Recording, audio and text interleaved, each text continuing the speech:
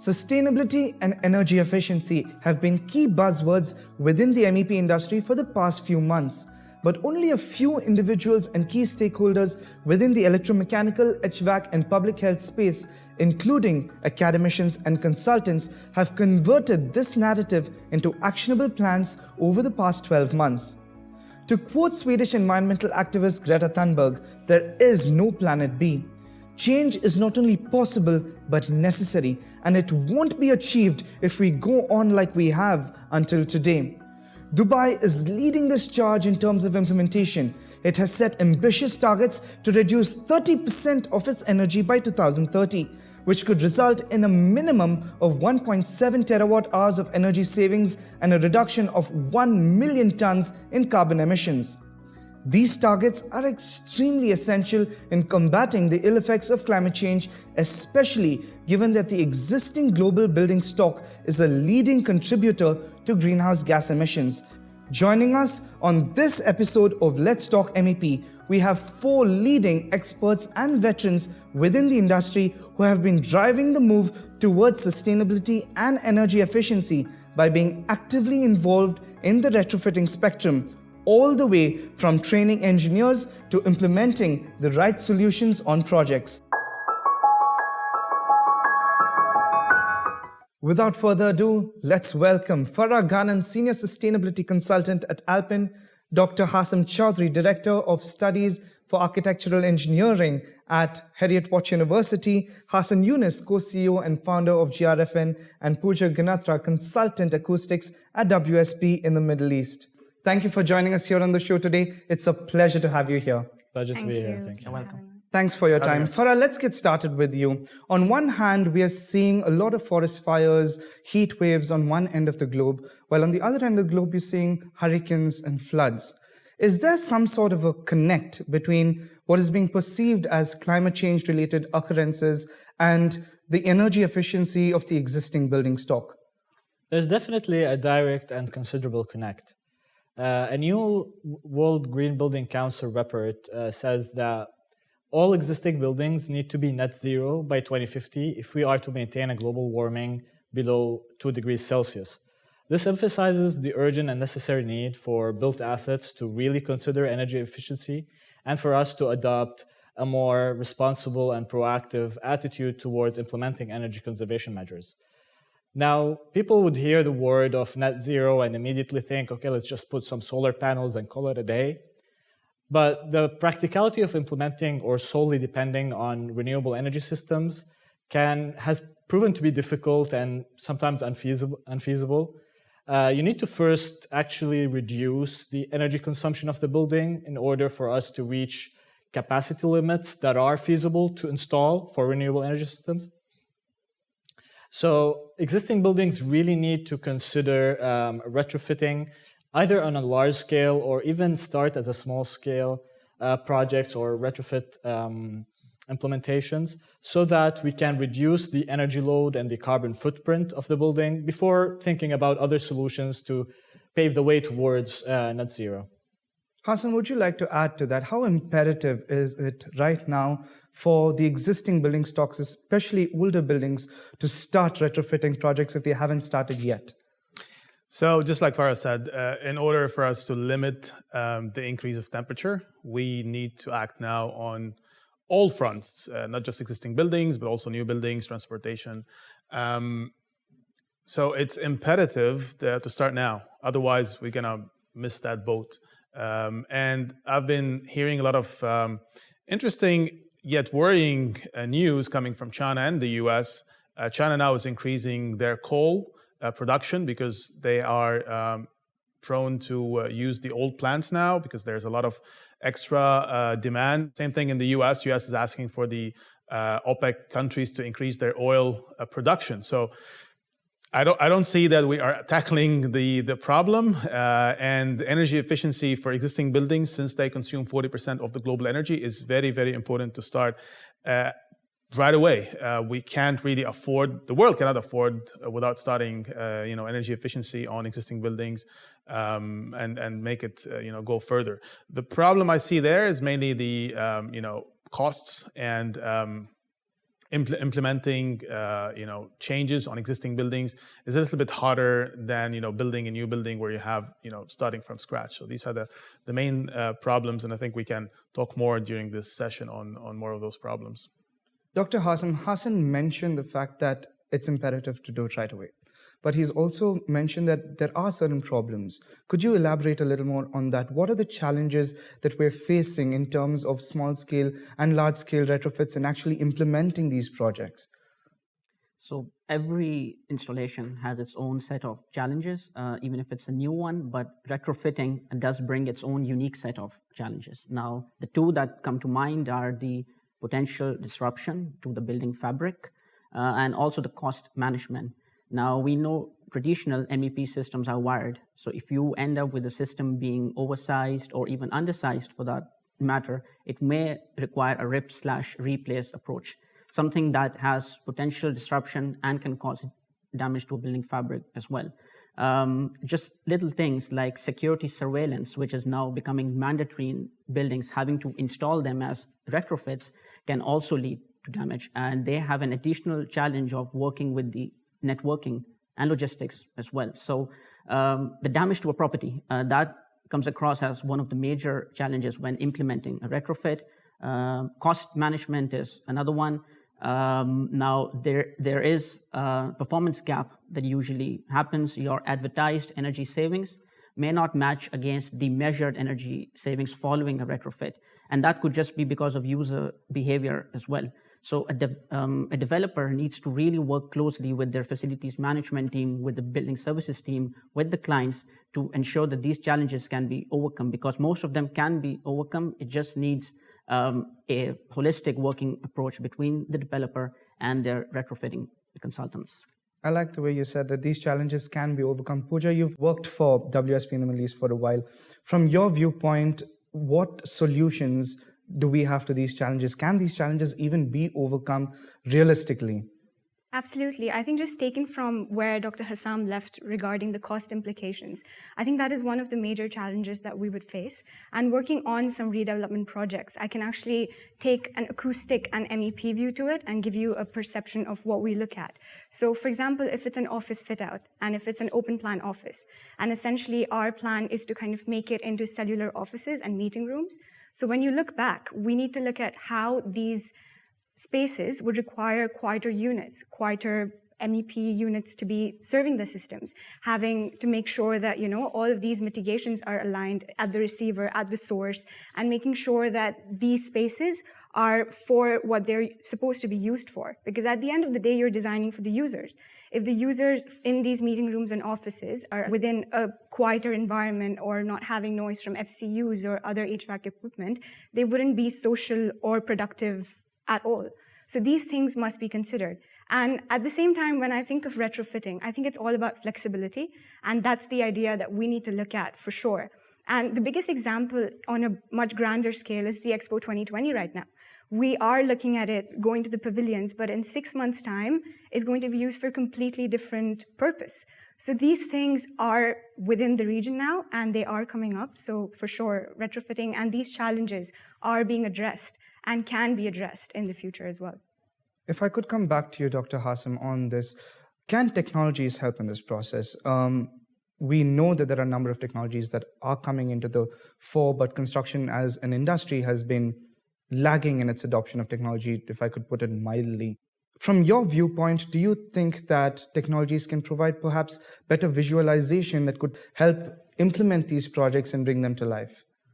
Well, I really like the way you say that we are coming to it mildly in terms of implementing them, because for the UAE, it's been the early part of this century where we have really started as mandating laws about energy savings.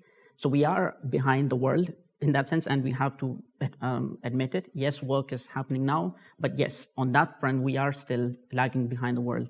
The two big fish for the MEP, as we know here in this part of the world, are the HVAC systems and the lighting systems. They can use up to maybe 2/3 of energy in a building. So tackling those is the first step forward. Now, we do know that incandescent or fluorescent bulbs are being replaced by LEDs, so that's a good step ahead. We know there are more efficient compressors now that are being used to help with the HVAC systems. But what I am a big fan of is the IoT, obviously the Internet of Things. If we attach controls to these systems, intelligent lighting with dimming controls, intelligent HVAC systems with demand-controlled ventilation, I think there is a significant energy-saving potential there. For visualization, more building services engineers are now using BIM platforms. They are using advanced energy modeling techniques. So we can actually see what would be the effect on a building in terms of its EUI following a retrofit. So there are tools in place to help with the visualization, but we need to tackle the right technologies. And as you say, we need to gather some pace as well on that. Talk about gathering pace. Farah, would you like to add to that as well? Yeah, to expand on what my colleague Hassam has mentioned, I think that older buildings or existing buildings can tap into a very impressive energy savings potential by following a digitization process or converting their analog or manual controls into more digital approaches, and also in terms of investigating the overall performance of the building. Technologies like the digital twin can really help tap into that kind of investigative work and energy management work. With digital twins, we are able to verify, manage, forecast, and benchmark the overall performance of the building, which helps us better understand what needs to be done and what's more cost-effective and more energy-efficient measures that we can implement. In addition to that, I believe that recommissioning or retro-commissioning services that utilize digital platforms and cloud software to streamline the process of inspections and documenting the findings can really help in saving energy. By itself, retro-commissioning has proven to reduce the energy consumption by 10 to 20%, and that's with little capital investment. And that has very good synergy with digital twin solutions as well.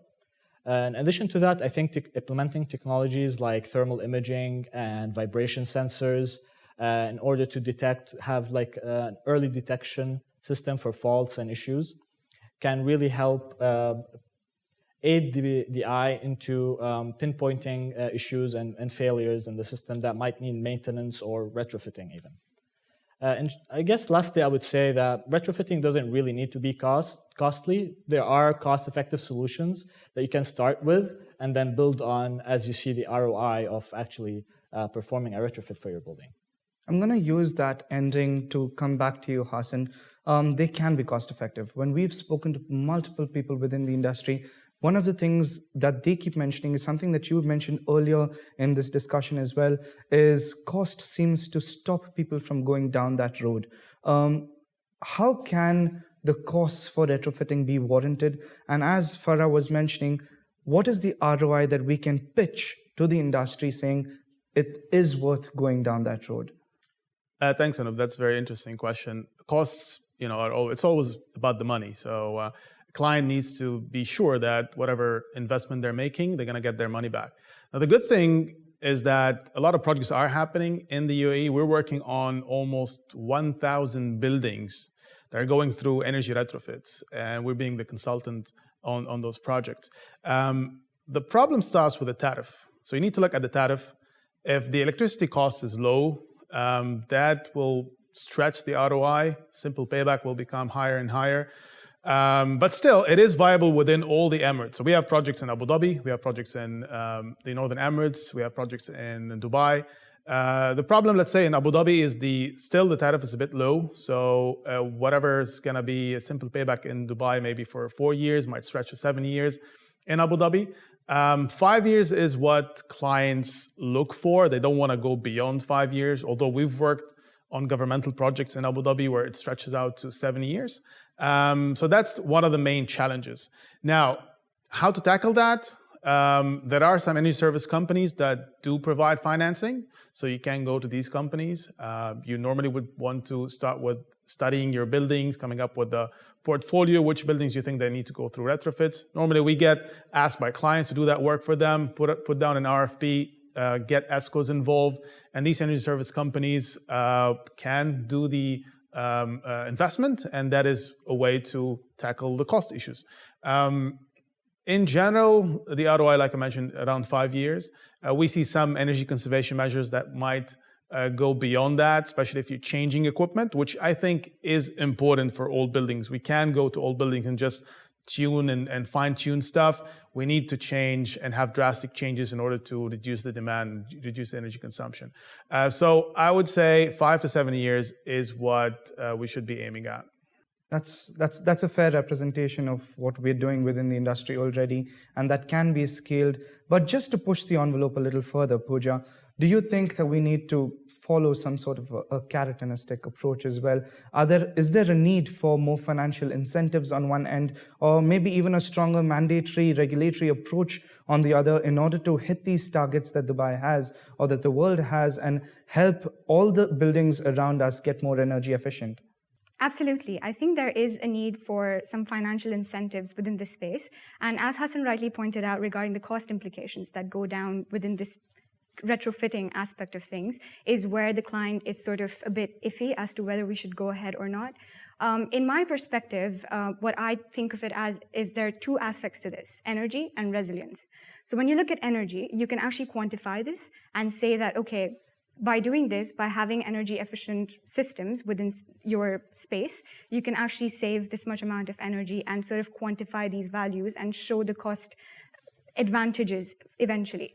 But in terms of resilience, going back to the office example that we just discussed, are we actually showing that, okay, having these retrofits are making your people more productive? We can't really quantify them and show them as a monetary value to our clients. So at the end of the day, it's kind of a discussion of how you can sort of quantify these things. Just adding to what you said about how globally there is a move towards these things, there are some feed-in tariff initiatives around the world where if you move to renewables, you get some incentives. So I think if the client's decision, if they want to have a retrofitting project moving forward or not. But we as consultants can always come in and say, yes, if you're doing this, why don't we go the energy efficient route and have some systems that are more sustainable, give you a better energy efficiency for your space and building, and you also get some incentives by it. So I think just that whole rounded approach towards things would really help in the space. Okay.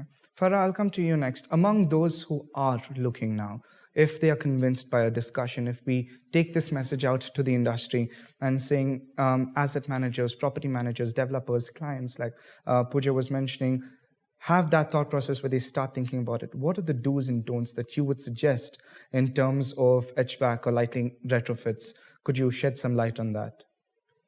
Of course. So I do, which is, I know, cliche to say, but, put your LEDs in. I feel like the more we say it, the people's perspective become lesser of it. But that's not really true, because lighting can consume between 10 to 15% of your overall building's energy consumption.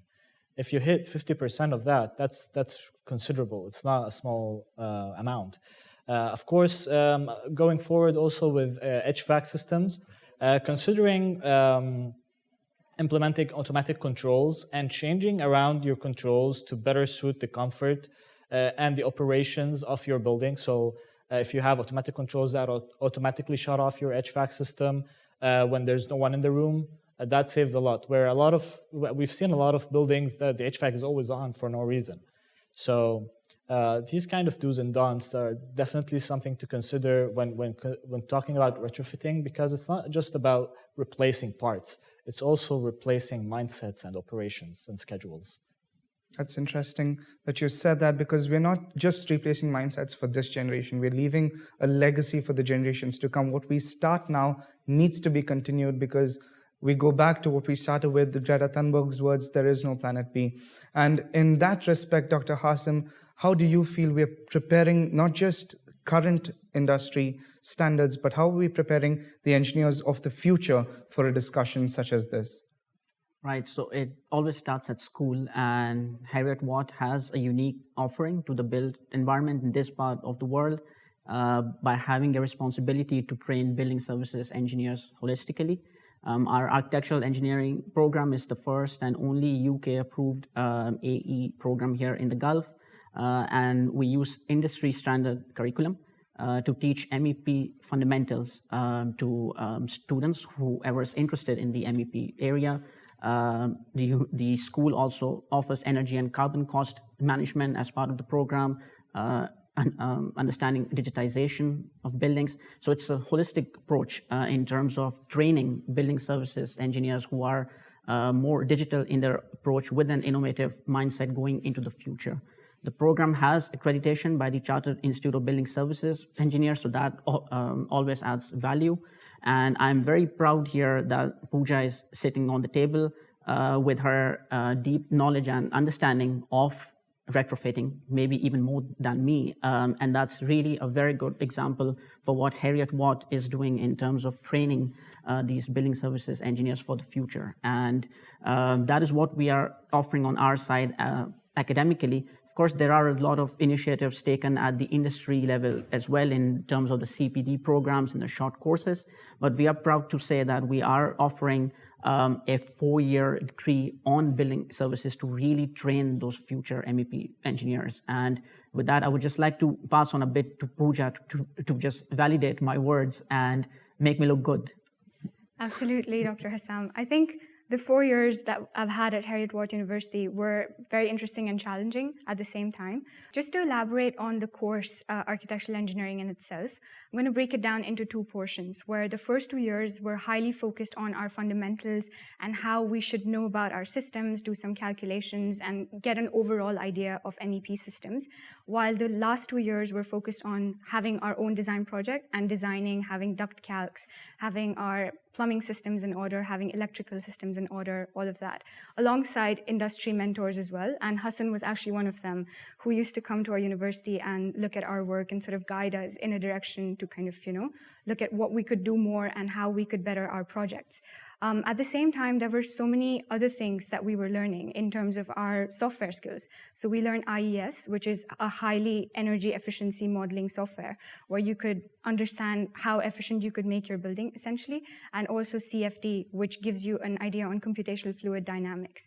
At the same time, we were also exposed to a lot of industry mentors, like I mentioned, through whom we used to get our internships.